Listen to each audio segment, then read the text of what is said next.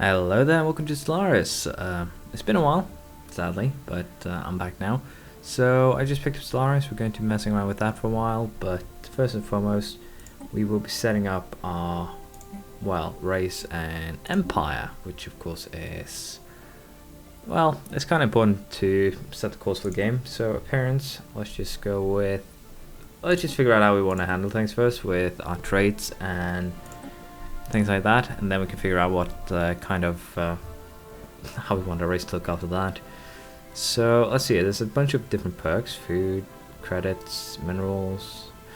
You might actually have realized this, but I'm kind of a tech heavy player. Most of these though are basically what you'd expect from the perks. They give bonuses, they give negatives.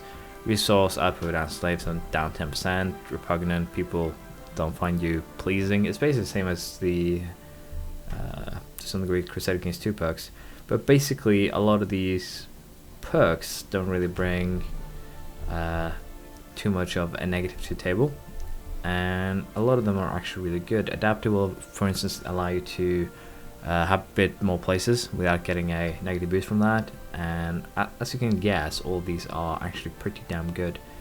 So what I'll be doing now is setting up. I picked intelligence. You start with 2 points. You can have a max of 4 traits. So basically here I have to pick traits that give me I have to pick negative traits now to actually pick up. So I think we're going to start with a more military based campaign here. So I'll actually go ahead here and pick repugnant.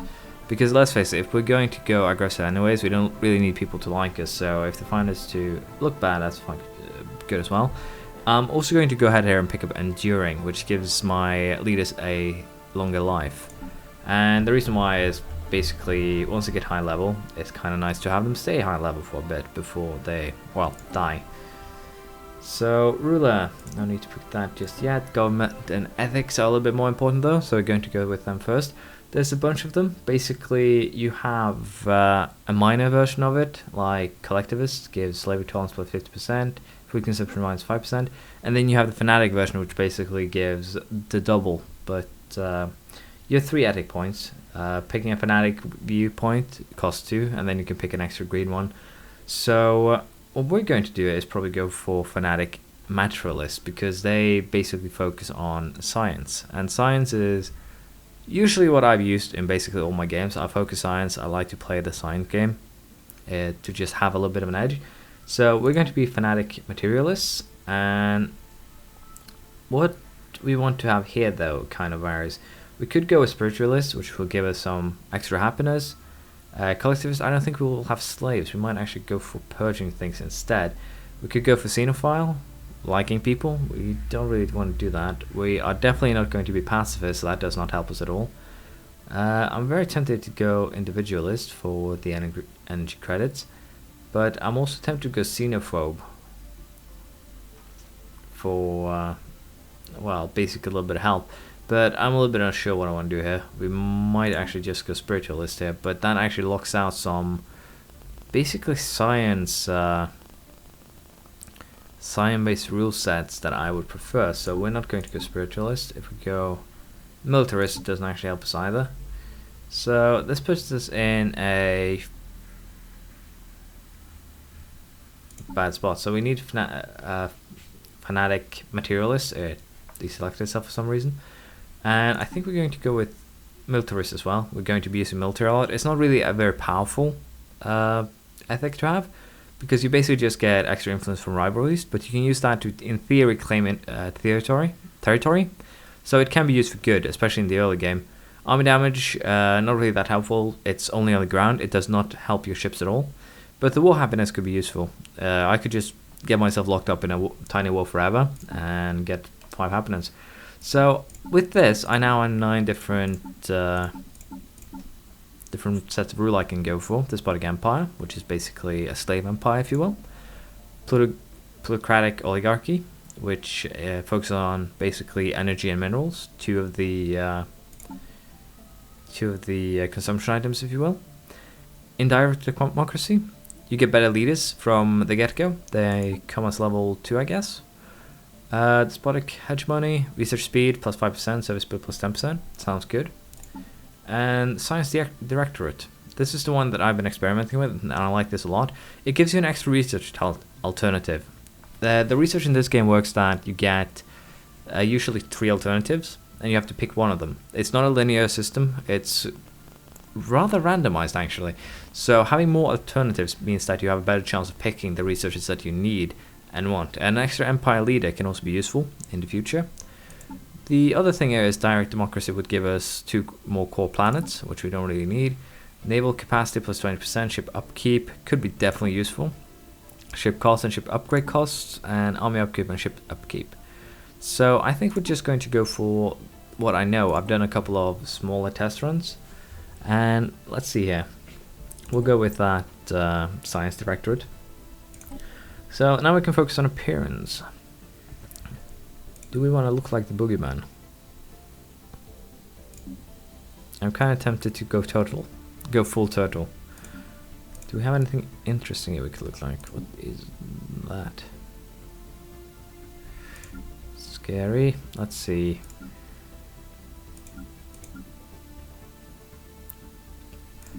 Let's just go with standard humans for this one. It's a little bit boring, I know, but it should be fine. Let's see. Name.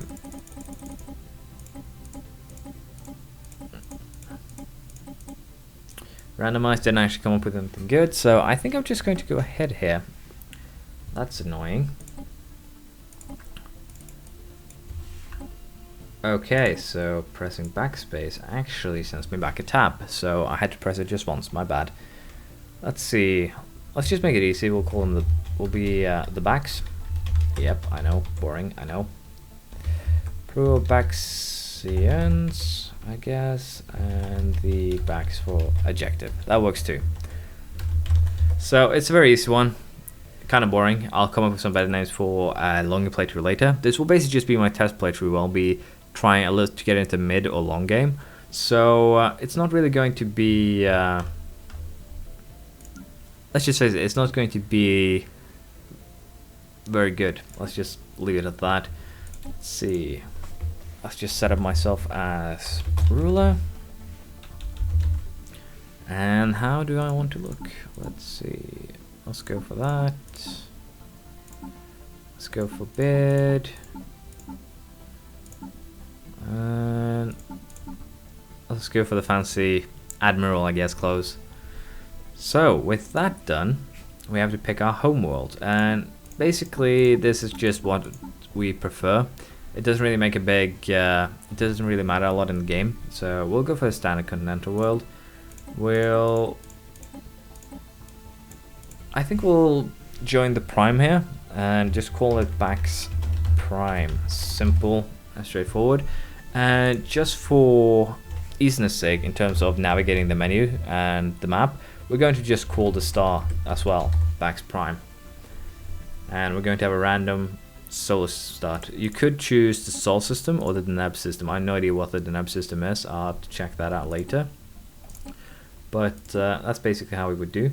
Empire name, Confederated the Bax Worlds, the Bax Confederation, United Bax Commonwealth, the Bax Mandate. So as you can see here, you just pick a name and they will put something interesting in between it. You can go for Sovereign Bax League, for instance, the Bax Republic, United Bax Directorate.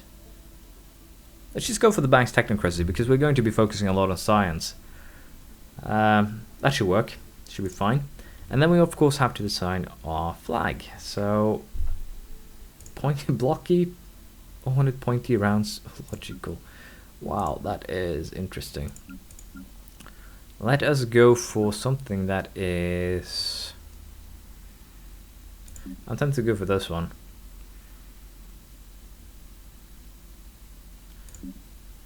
Yeah, let's just do it very, very easy. We'll go for that one. We'll add that one in the back. Simple flag, straightforward. We have to choose the starting weapons. You can choose projectile, which is bullets, energy weapons, beams, lasers, missiles, rockets. So pretty straightforward. Now the thing with Stellaris is that it offers you 3 waves of travel. Warp travel, basically, it's free but slow travel. You can go wherever you want. Wormhole travel is different though. It basically gives you a lot of freedom, especially in the later mid game. but it requires you to actually build stations to jump from. You can't jump from a place that has a station to a place that doesn't have a station and then to a new place again. You have to jump back to the previous station and then to a new place. So it basically limits a little bit where you can go, but you can jump huge distances also in the back. So we're going to use wormhole travel here. The third one is hyperspace, which basically allows you to it's fast, but you have to follow set mapping on the map. So it's easy to block you with choke points, and it's kind of tedious to move your fleets around large areas. So it becomes kind of awkward. Now, let's just go with this. Seems decent. And with that, we're going to save our Technocracy, and we're going to just start the game. I'm going to go with a large here. And since this is more or less a test game, I'm going to not have too many races. I need to have a little bit of room to work on to see how things work. And when I played my test game earlier, I went with 39 and 1000. Basically, within the first 30 or so years, I had nowhere to expand because I just met neighbors everywhere. So it ended up being a stalemate, which became very boring very quickly. In theory, I could make things a little bit easier for myself by, for instance, setting up to just warp drives. For instance, they have to follow the hyper lanes. I don't, but we're going to go with any here. It would be boring to limit the AI too much.